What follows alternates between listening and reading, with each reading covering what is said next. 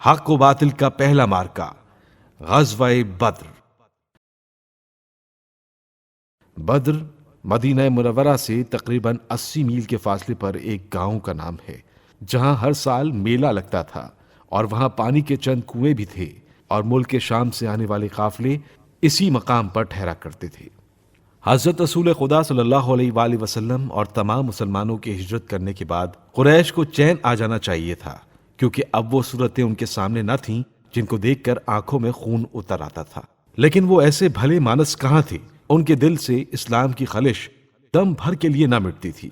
جب انہوں نے یہ سنا کہ مدینے میں مسلمانوں کی مسجدیں بن گئی ہیں اور مسلمان آزادی سے نماز پڑھنے لگے ہیں اور مہاجرین و انصار کے درمیان برادری قائم ہو گئی ہے، تو ان کے رنج و غم کی کوئی انتہا نہ رہی۔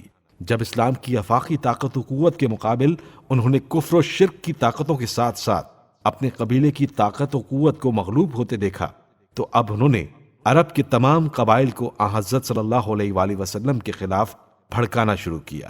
یہودیوں کو اپنے ساتھ ملانے کی تدبیریں کرنے لگے۔ جب اپنے ہم خیالوں کی تعداد میں امید سے زیادہ اضافہ نظر آیا تو ایک عظیم الشان جنگ کی تیاریوں میں مصروف ہو گئے۔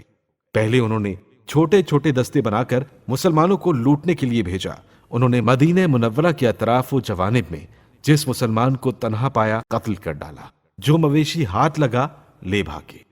مسلمان ان مظالم سے سخت پریشان ہوئے اور اپنی جان و مال کو بچانے اور ظالموں سے اپنے نقصان کا بدلہ لینے کی تدبیریں سوچنے لگے۔ اتفاقاً اسی زمانے میں قریش کا ایک تجارتی قافلہ کہیں سے واپس آتا ہوا مسلمانوں کے ہاتھوں چڑھ گیا۔ اس پر حملہ کر کے ایک کو تو جان سے مار ڈالا اور دو کو گرفتار کر لیا۔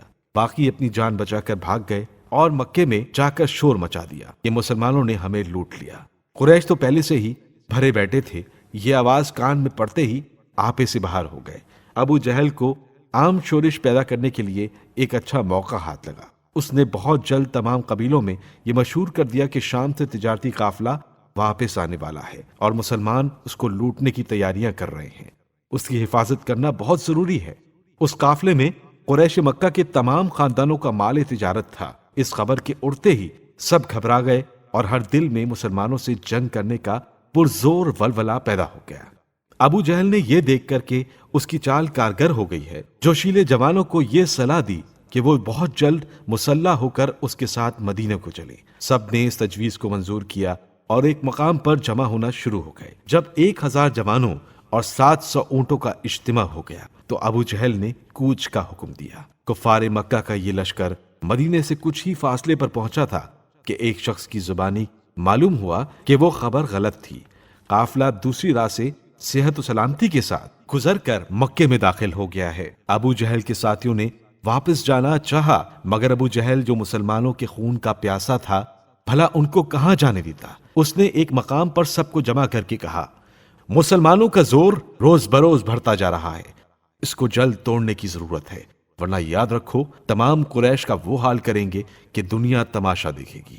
اب تو ہم گھروں سے نکل ہی آئے ہیں، بہتر یہ ہے کہ ابھی ان مٹھی بھر مسلمانوں سے نپٹ لیں اور اس خلش کو ہمیشہ کے لیے دل سے مٹا دیں۔ سب لوگوں نے اس کی رائے سے اتفاق کیا اور جنگ کا خیال بالکل پختہ ہو گیا۔ جب مدینے میں اس چڑھائی کی خبر پہنچی تو حضرت رسول خدا صلی اللہ علیہ وآلہ وسلم نے تمام مہاجرین و انصار کو جمع کر کے مشورہ کیا۔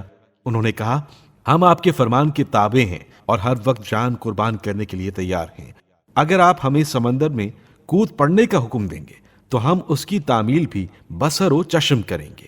غرض کی 12 رمضان 2 ہجری کو حضرت صلی اللہ علیہ وآلہ وسلم 313 جانثار مسلمانوں کے ہمراہ مدینے سے روانہ ہوئے۔ ان میں 87 مہاجرین اور 226 انصار تھے۔ مہاجرین کے دستے کے علمبردار حضرت علی علیہ السلام اور انصار کے سعد ابن عبادہ مقرر ہوئے۔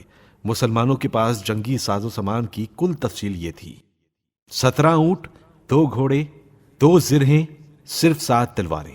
سامان جنگ کی کمی کے باوجود کسی بہادر کے دل میں ذرا بھی خوف و ہراس نہ تھا اور خدا کے فضل پر بھروسہ کر کے نکل کھڑے ہوئے تھے۔